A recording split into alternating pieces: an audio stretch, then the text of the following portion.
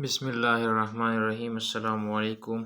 आज हम पढ़ेंगे यूनिट नंबर 6 का poem number 2, the black land. The black land poem लिखा है जोसेफ वॉरेन बीच ने, जो एक अमेरिकन पोएट थे और एक लिटरेरी स्कॉलर थे, एक एजुकेटर थे। तो चलते हैं, पढ़ते हैं।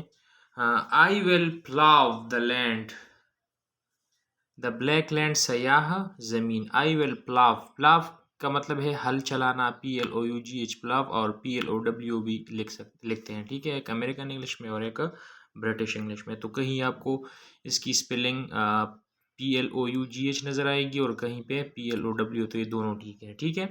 I will plough the land, मैं ज़मीन को हल से जोतूंगा या मैं ज़मीन में हल चलाऊंगा। टर्निंग अप द ब्लैक साइल, काली मिट्टी को पलटता हुआ। जिस तरह हल चलाते हैं ज़मीन में और वो जो है ना, वो जो मिट्टी होती है वो टर्न अप होती है, जो मतलब नीचे वाली जो ज़मीन का जो नीचे वाला हिस्सा होता है ऊपर आता है और ऊपर वाला नीचे जाता है, जिसका टॉसिंग जिसको हम बोलते हैं, ठीक है, टर्निंग अप इसको बोलते हैं, ठीक है। अच्छा, I will ride upon this heaving surface, मैं इस धड़कती हुई सतह पर सवार होऊंगा। हीव, ठीक है। As a boat rides upon the water, जैसे एक कश्ती पानी पर सवार होती है, ठीक है। Even as a boat, even as a boat, बिल्कुल वैसे ही जैसे।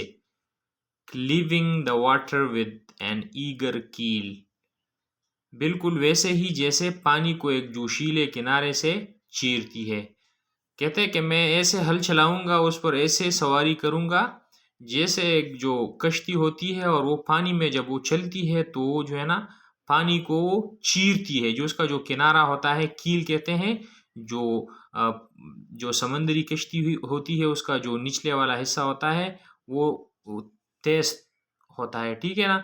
तो जब पानी में वो चलता है तो उसका जो किनारा होता है कश्ती का, वो पानी को चीरता है, ठीक है ना। तो इस तरह कहते हैं कि मैं भी इस तरह, जिस तरह कश्ती पानी को अपने जोशीले किनारे या तेज किनारे से चीरती है, मैं उसी तरह ज़मीन को जो है ना वो चीरूंगा, ठीक है। ये मतलब यहाँ पे सिमिली और ये मेटाफर, फिगुरेटिव लैंग्वेज है ना, पोएम है तो इसमें फिगुरेटिव लैंग्वेजेस यूज़ हुए हैं। सिमिली कहीं पे यूज़ हुआ है, कहीं पे मेटाफर यूज़ हुआ है, कहीं पे पर्सोनिफिकेशन, कहीं पे इमेजरी। तो इंशाल्लाह आगे पढ़ेंगे फिर। Cleaving the water with an eager keel, I have run a furrow, I have run a furrow, बिल्कुल मैंने एक लकीर खींची है। आई हैव रन, रन का मतलब है खींचना, ठीक है, फरो का मतलब है लकीर। स्ट्रेट अक्रॉस द रिजेस, सीधी ऊंचे मैदानों के बीच में। I will so down this field, मैं इस खेत में बीज बोऊंगा। सो का मतलब है बीज बोना, ठीक है। स्कैटरिंग जेम्स, जवाहिरात बखेरता हुआ। यहाँ पे जो है ना फिगुरेटिव लैंग्वेज यूज हुई है, मतलब यहाँ पे इन्होंने जो मेटाफर यहाँ पे यूज हुआ है, इसको यहाँ पे जो बीज होता है, जो सीड्स होते हैं, उसको इन्होंने तशबीह दी है जिम्स के साथ, जवाहिरात के साथ, ठीक है। स्कैटरिंग का मतलब है जिस तरह हम जो बीज जो बोते हैं और मुख्तलिफ डायरेक्शन में जो बीज फेंकते हैं ना, उसको जो है ना इधर उधर बीज फेंकना, उसको हम स्कैटरिंग बोलते हैं। इधर उधर मुख्तलिफ डायरेक्शन में मुख्तलिफ उसमें और सीड्स बखेरना, जवाहिरात बखेरता हुआ। तो यहाँ पे सिमिली मेटाफर यूज हुआ है और सीड को इन्होंने तशबीह दी है जेम्स के साथ या जवाहिरात के साथ, ठीक है। I will so down this field, मैं इस खेत में बीज बोऊंगा जवाहिरात बखेरता हुआ, ठीक है। With both hands will I scatter, दोनों हाथों से मैं बखेर दूंगा। स्कैटर के माने बखेरना। Quivering emeralds out of a bottomless pouch, कहते हैं कि लरसते जमरूद एक बेइंतहा तेली से। लरसते हुए ज़मरूद, लरसते हुए मतलब जो ट्रेम्बलिंग के साथ जब कोई चीज़ मूव करती है, हरकत करती है और ट्रेम्बलिंग एंड शेकिंग करती है तो उसको हम क्वेवरिंग कहते हैं, ठीक है। Quivering emeralds out of a bottomless pouch. Bottomless pouch का मतलब है बेइंतहा तेली से, मतलब जो ऐसी तीली जिसकी मतलब कोई इंतहा ना हो, बहुत बड़ी तेली जिसमें बस हाथ डाले और वो सीड्स या जो जमरुद होते हैं, एमरल्ड्स होते हैं, वो निकलते रहते हैं, ठीक है। तो यहाँ पे एग्जेजरेशन यूज किया इन्होंने, ठीक है। Bottomless pouch. As I tread the loam, जब मैं नरम मट्टी पर चलूंगा। एज आई ट्रीड का मतलब है चलना, द लूम, लूम का मतलब है नरम मट्टी को कहते हैं, ठीक है। माई फीट सिंक डीप, मेरे पाँव गहराई में धंस जाते हैं। माई फीट सिंक डीप, जिस तरह जब वो हल चलता है एक ज़मीन में और वो मट्टी नरम हो जाती है तो फिर उसमें वो पाँव जो है ना वो फिर उसमें धंसते हैं। तो कहते हैं कि जब मैं नरम मट्टी पर चलता हूँ तो मेरे पाँव धंस जाते हैं, ठीक है। The black earth embraces my ankles, the black earth embraces my ankles, सयाह ज़मीन मेरे टखनों को जकड़ लेगी। सयाह ज़मीन का मतलब है जो मतलब जिसमें हल चला होता है और वो मिट्टी जो है ना वो थोड़ी वो फ्रेश नज़र आती है, ब्लैक नज़र आती है, ठीक है। The black earth embraces, embrace का मतलब है चूमना, तो यहाँ पे चूमने का मतलब है जकड़ना या पकड़ना, ठीक है। ये पर्सोनिफिकेशन यहाँ पे यूज़ हुआ है। पर्सोनिफिकेशन आपको पता है जब हम नॉन लिविंग थिंग्स को लिविंग थिंग्स की प्रॉपर्टीज़ या उनकी वो खुसूसियात देते हैं तो उसको हम पर्सोनिफिकेशन कहते हैं, ठीक है। तो ये embraces, the black earth embraces my ankle, तो कहते हैं सया ज़मीन मेरे टखनों को जकड़ लेगी। And clings to my bent knees, cling का मतलब है चिमटना और बेंट जो है ना कहते हैं कि और मेरे झुके हुए घुटनों से चिमट जाएगी। कहते हैं कि वो सयाह जो ज़मीन है वो मट्टी है वो मेरे टखनों को जकड़ लेती है और मेरे झुके हुए घुटनों से चिमट जाती है, ठीक है। I sing as I go scattering emeralds, कहते हैं कि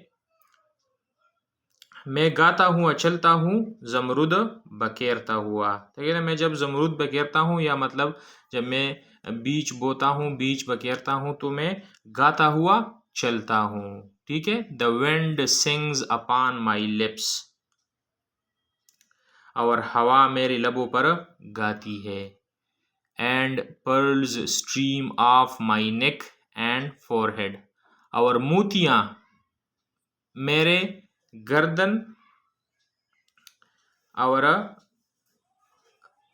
मेरे गर्दन और माथे से बहती है, और मोतियों की लड़ियाँ मेरे गले और माथे से बहती है। यहाँ पे मोती पर्ल्स का इन्होंने दिया है मेटाफर है, यहाँ पे तशबीह दी है किसके साथ, पसीने के साथ। यहाँ पे पर्ल्स से मुराद पसीना है, ठीक है। कहते हैं कि जब मैं चलता हूँ तो मेरे फोरहेड से और गर्दन से और मेरे पेशानी से वो पसीना बहता है। स्ट्रीम ऑफ का मतलब है बहना, ठीक है।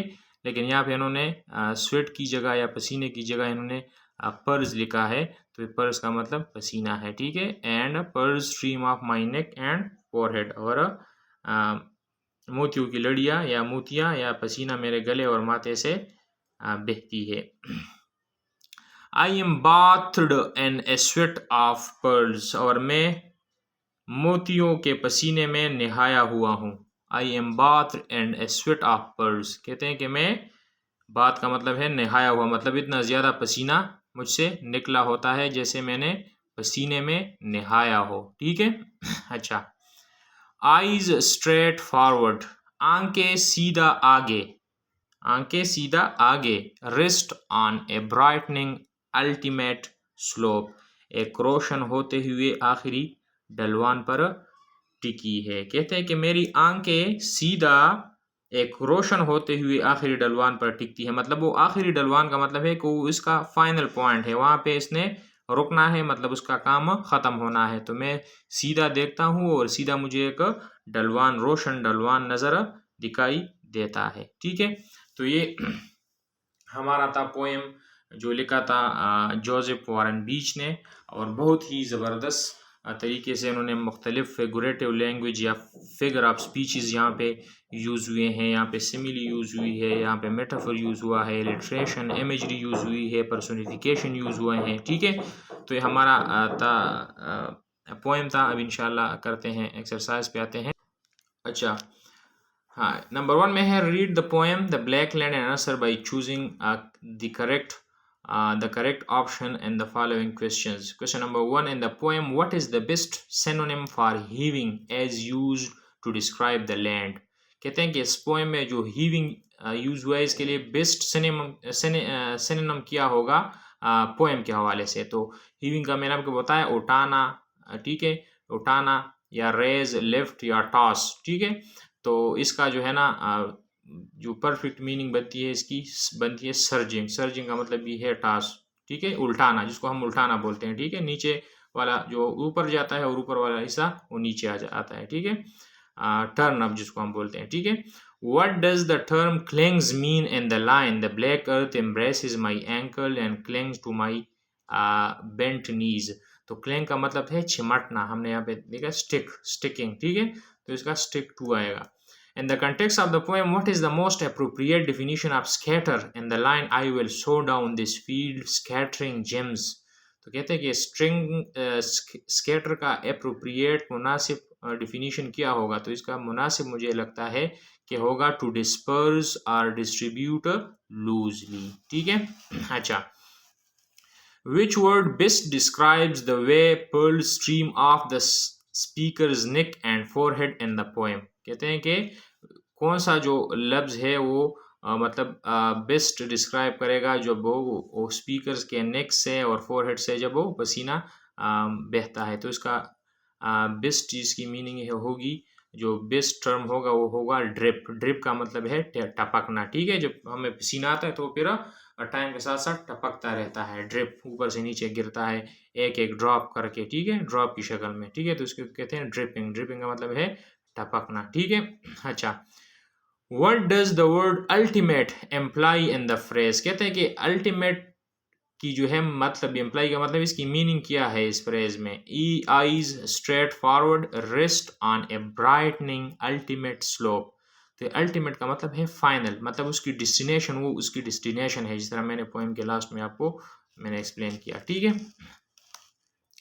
What is the meaning of the word keel in the line cleaving the water with an eager keel? जिस तरह मैंने पोएम में आपको बताया, जिसका जो जहाज का जो पेंदा होता है, जो नीचे जो इसकी बेस होती है, तो उसमें बीच वाला जो दरमियान में वो जो है ना वो थोड़ा वो तेज शार्प सा उसकी एज निकली होती है। ठीक है, तो उस एज को जो है ना जो उसको उसकी उस जहाज की एज को हम कील बोलते हैं। ठीक है, जिसको कील क्या करती है, वो जो पानी में वो जब कश्ती चलती है तो चीर जैसे मतलब चीरना होता है, इस तरह वो कैंची जो कपड़े को चीरती है ना, उस तरह वो पानी को चीरती है। ठीक है, अच्छा, इन the poem when the speaker talks about scattering emeralds, what is speaker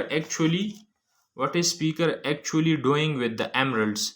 कहते हैं जब स्पीकर स्कैटरिंग एमलेट्स की बात करता है तो क्या करता है एमलेट के साथ? तो कहते हैं throwing them in various direction, तो उसको वेरियस मुख्तलिफ डायरेक्शन में फेंकता है, जिस तरह हम बीज बोते हैं। ठीक है, तो हम डिफरेंट डायरेक्शन में वो बीज जो है ना हम उसको फेंकते हैं। ठीक है, अच्छा, आगे है read the poem the black land again and answer the following question. यहाँ पे क्वेश्चन हल कर लेते हैं शॉर्ट में, क्योंकि यहाँ पे डिफरेंट क्वेश्चन में फिगरेटिव लैंग्वेजेस मतलब जो फिगरेटिव डिवाइसेस हमने यहाँ पे पढ़े हैं लेसन में, फिगर ऑफ स्पीच जो हमने पढ़े हैं वो यहाँ पे एक्सप्लेन हुए हैं, तो इसलिए क्वेश्चन वहाँ से पूछे गए, तो यहाँ पे इसको सॉल्व करते हैं। कहते हैं कि how does the speaker describe their experience of ploughing the land. जिस तरह मैंने पहले आपको बताया, ये यहाँ पे जो अभी प्लॉविंग की जो स्पेलिंग है ये PLOW यहाँ पे आया हुआ है, वहाँ पे पोएम में PLOUGH आया था, तो दोनों सेम है, एक ही लफ्ज़ है। ठीक है, और इसका मतलब है हल चलाना। ठीक है, तो इसका जवाब होगा the speaker describes ploughing the land as a physical and immersive experience filled with deep connection to the earth. They portray the land as heaving and alive, comparing their movement across it to a boat riding on a water. ठीक है, अच्छा, Question number B. What figurative language is used to describe the act of sowing seeds in the field? कहते हैं कि इसमें figurative language कौन सी use हुए हैं जहाँ पे जो सीड को जो है ना वो बोया जा रहा है। तो यहाँ पे figurative मैंने आपको पोएम में भी बताया, the act of sowing seed is depicted with vivid figurative language. The seed are compared to gems. ठीक है, सीड को जो है ना वो जेम्स के साथ या जो जेम्स के साथ, यहाँ पे एमरल्ड के साथ वहाँ पे उन्होंने कंपेयर किया हुआ था with to the gems and quivering emeralds. ठीक है, symbolizing the value and preciousness of the crops that will grow. तो यहाँ पे सीड को एमरल्ड के साथ या जो है ना कीमती पत्थर के साथ इसलिए कंपेयर किया हुआ था कि यहाँ पे इन्होंने इस बीज का जो है ना इसकी प्रीशियसनेस और इसकी कीमत और इसकी वैल्यू जो है ना दिखानी थी कि ये जो उगेगा, ये जो फसल उगेगी तो ये कितनी कीमती होगी। ठीक है, तो यहाँ पे एमरल्ड के साथ इन्होंने इसको कंपेयर किया था। ठीक है, अच्छा, question number C, why does the black earth cling to the speaker's bent knees in the poem? कहते हैं कि ब्लैक अर्थ जो है ये स्पीकर के जो नीज है उसके साथ क्यों वो चिमटती है। ठीक है, तो the black earth clinging to the speaker's knee symbolises, इसकी symbolize the deep connection between the speaker and the land। तो ये इन्होंने इसलिए यहाँ पे दिखाया है कि जो मिट्टी है उसके नीज के साथ चिमटती है।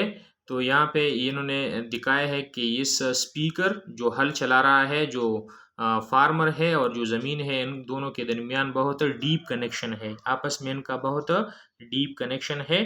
तो इसलिए इन्होंने पर्सोनिफाई किया है बेंड नीज और क्लिंगिंग ऑफ सॉइल को। ठीक है, अच्छा, D number, what is the central theme or message of the poem? How does speaker's experience of plowing the land connect to this theme?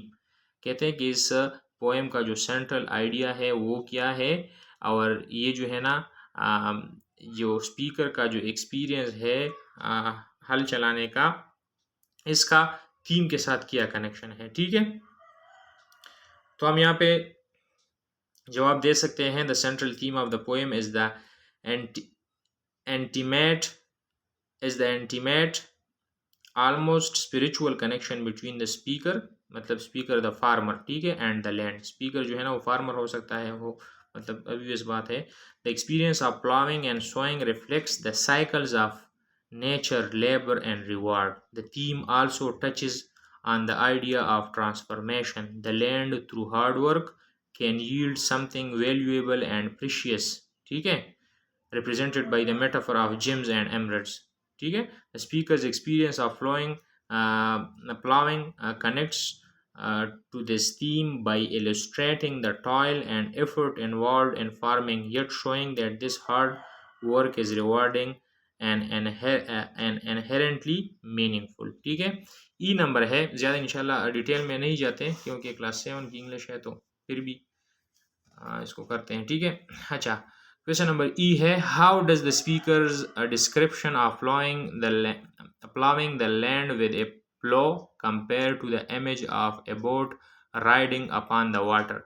कहते हैं कि यहाँ पे जो स्पीकर है उसने कंपेयर किया है जो हल है उसको एक कश्ती के साथ कंपेयर की है, जिस तरह कश्ती पानी में चलती है। What does this comparison reveal about the speakers perspective on their work?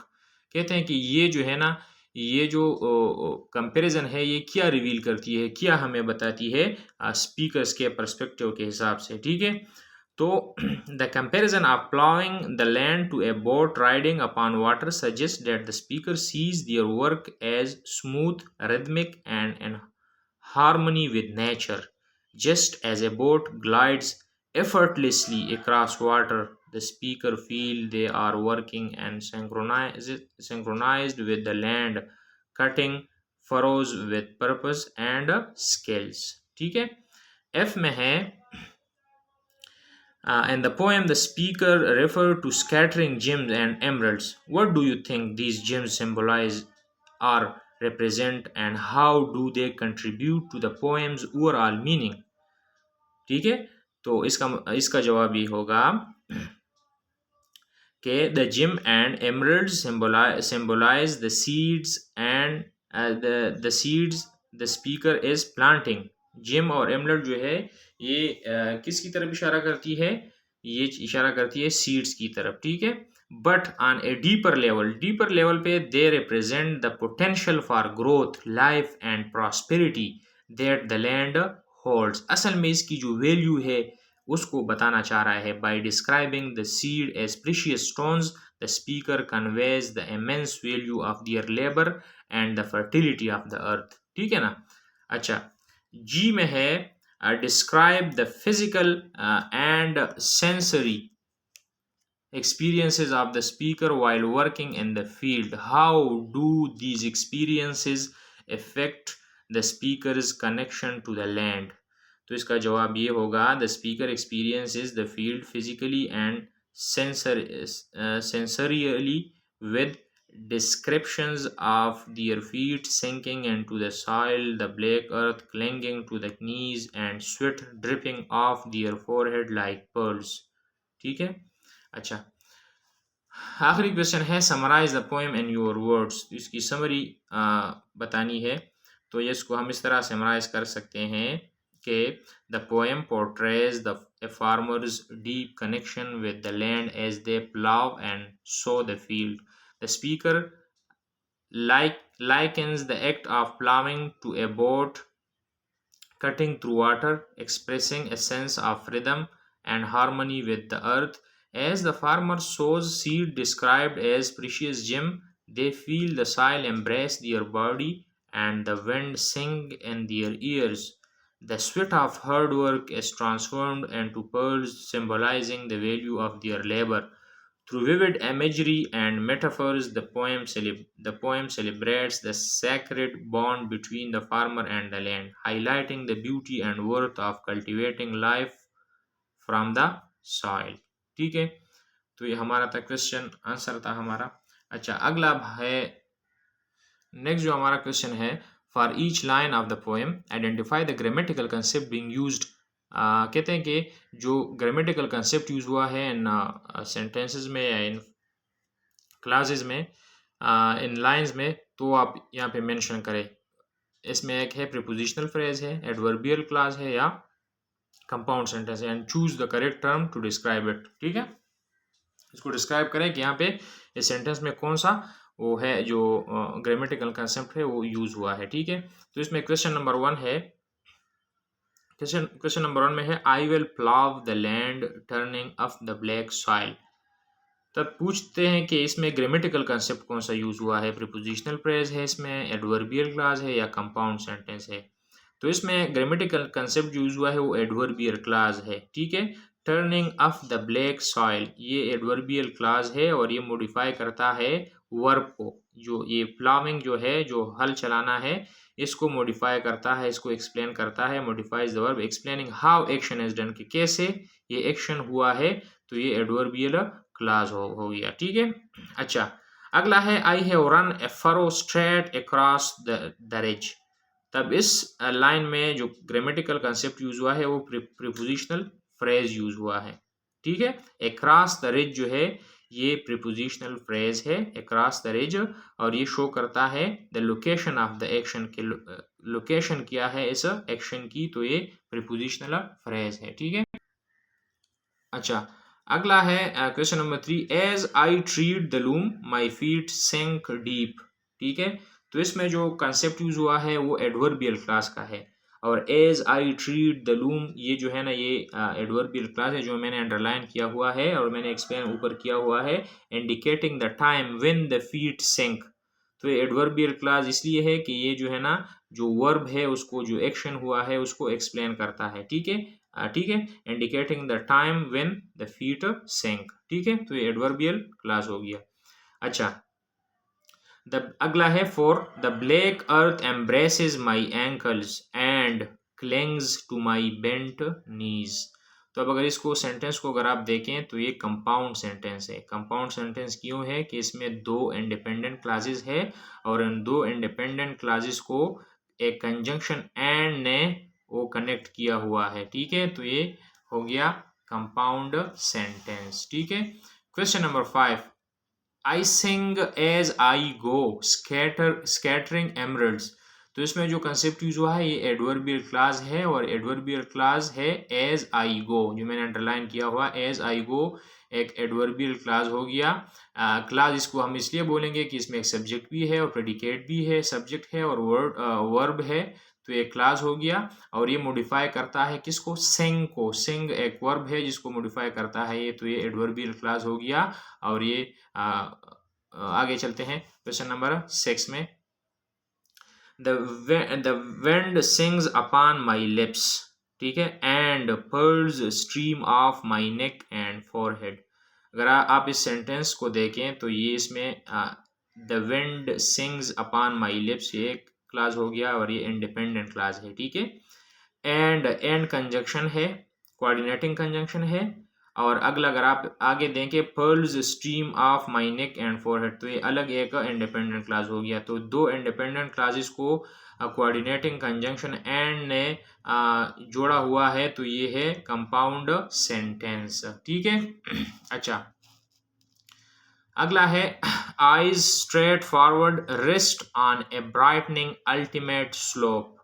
तो यहाँ पे जो कंसेप्ट यूज हुआ है प्रीपोजिशनल फ्रेज का, on A brightening ultimate slope, ये एक प्रीपोजिशनल फ्रेज है जो इंडिकेट करता है कि आंखें कहाँ पर रुकी हुई है, या indicating where the eyes rest, ठीक है।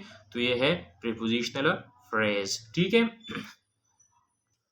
अच्छा, अगला हमारा है फिगरेटिव लैंग्वेज। ये हमने पहले कई दफ़ा हमने ये पढ़ा भी है, यहाँ पे थोड़ा गो थ्रू करते हैं इसको। Figurative, the poem utilizes several poetic devices to create imagery, evoke emotions and enhance its overall impact। जब जो पोएट होता है वो पोएम में एक अट्रैक्शन और इमोशन, रीडर का इमोशन जो है ना उसको अट्रैक्ट करने के लिए डिफरेंट जो है ना वो डिवाइसेस या डिफरेंट जो है ना मतलब कंसेप्ट यूज़ करता है, ठीक है। तो उसको हम बोलते हैं फिगरेटिव लैंग्वेज, ठीक है। उसमें मुख्तलिफ हैं। एक नंबर 1 फिगरेटिव लैंग्वेज या फिगरेटिव जो डिवाइस है वो है सिमिली, ठीक है। सिमिली क्या है? सिमिली जब पोएट क्या करता है, a simile is a figure of speech that compares two things using the word like और एज। जब पोएम जब पोएट दो चीज़ों को लाइक और एज की मदद से दो चीज़ों को कंपेयर करता है तो उसको हम सिमिली बोलते हैं। हम कहते हैं कि यहाँ पे एक जो फिगरेटिव डिवाइस यूज़ हुआ है वो सिमिली यूज़ हुआ है, ठीक है। It helps us understand something better by showing A similarity between two different things. जब दो डिफरेंट चीज़ों में जो सिमिलैरिटी होती है उसको जो है ना समझने के लिए हम उसको दो चीज़ों को हम कंपेयर करते हैं, ठीक है। जिस तरह लोग बोलते हैं डेली लाइफ में मेरा बच्चा या मेरा बेटा शेर की तरह बहादुर है, तो ये बच्चे की और ये शेर की जो बहादुरी है इसको कंपेयर किया हुआ है किसकी तरह, दोनों को कंपेयर किया हुआ है एज और लाइक की मदद से। My son is brave like a lion, ठीक है, या my daughter is beautiful like a moon. टू ब्यूटी को जो इनमें इन दो मून में और जो है बच्ची है डॉटर है उनको उनमें जो सिमिलरिटी है ब्यूटी की उसको कंपेयर किया हुआ है लाइक या एज की मदद से, तो इसको हम कहते हैं सिमिली, ठीक है।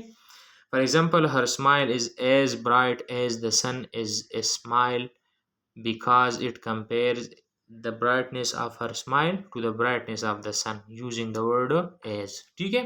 तो ये सिमिली है, ठीक है। अच्छा, अगला है मेटाफर। मेटाफर जो है, metaphor is a figure of speech that directly says one thing is another to create a strong imaginative comparison, ठीक है। स्ट्रॉन्ग इमेजिनेटिव कंपैरिजन शो करने के लिए हम जब दो चीज़ों को डायरेक्टली हम उसको कंपेयर करते हैं, ठीक है, उसमें एज और लाइक यूज नहीं होता, ठीक है। अनलाइक ए सिमिली, सिमिली से मुख्तलिफ, it does not use like or as। for example the world is a stage, the world is a stage। तो दुनिया को जो है ना इस सेंटेंस में दुनिया को कंपेयर किया गया है स्टेज से, ठीक है।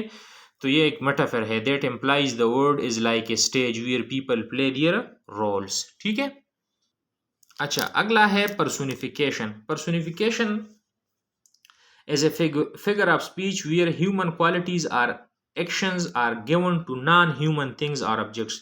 जब हम ह्यूमन क्वालिटीज़ को या ह्यूमन एक्शंस को हम वो क्वालिटीज़ देते हैं नॉन ह्यूमन थिंग्स को, जब हम उससे कंपेयर करते हैं, जब ह्यूमन क्वालिटी हम नॉन ह्यूमन थिंग्स को देते हैं तो उसको हम पर्सोनिफिकेशन कहते हैं।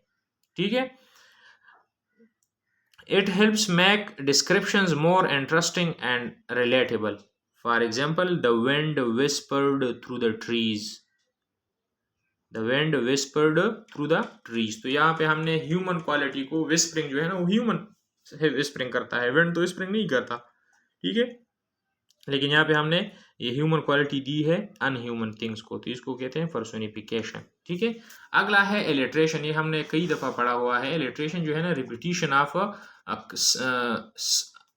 सेम sound है, consonant sound in the nearby words. Alliteration is a literary device where the same consonant sound is repeated at the beginning of a nearby words in a sentence. जब नज़दीक जो words आते हैं और उनके जो शुरू के कॉन्सोनेंट साउंड हो वो रिपीट होते हो तो उसको हम एलिट्रेशन बोलते हैं। ठीक है। For example, Sally sells sea shells by the sea shore. Sally sells sea shell by the sea shore. तो ये एक एग्जांपल है एलिट्रेशन का, क्योंकि इसमें एस साउंड जो है ये रिपीट होता है। ठीक है। तो हमारे थे फिगरेटिव डिवाइसेस। यहाँ पे हमने फिर लिखा, यहाँ पे क्या हुआ है, list down metaphor personification and imagery from the poem and the table. जो पोएम में figure of speech different use हुए हैं उनको यहाँ पे लिखें। तो मेटाफर कौन सा यूज हुआ है, the land as a boat, sweat as pearl, scattering gems, ये मेटाफर है। ठीक है।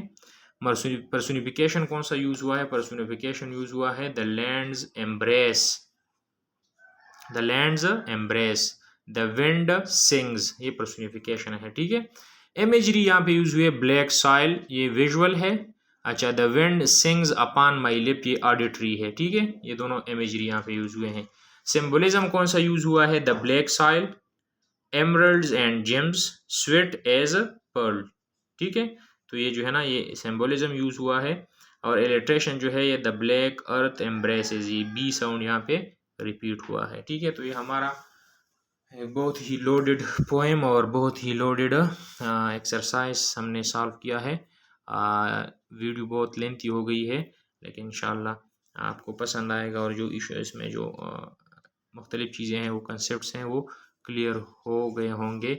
उम्मीद करता हूँ देखते रहिएगा ऑनलाइन लर्निंग विद तारिक। अस्सलाम वालेकुम।